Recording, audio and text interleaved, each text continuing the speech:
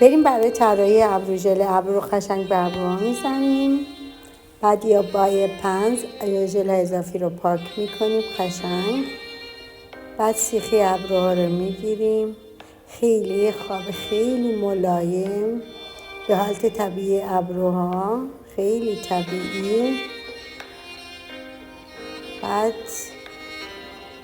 نوبت طراحی میرسه و قسمت هایی که خالیه و کمرنگه خیلی ظریف مویی پر میکنیم، خیلی ظریف و مویی.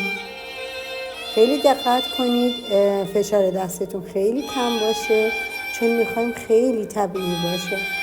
قشنگ نگاه میکنیم، جاهای خالی رو پر میکنیم، هیچ جای خالی نمونه، باید قرینه باشه.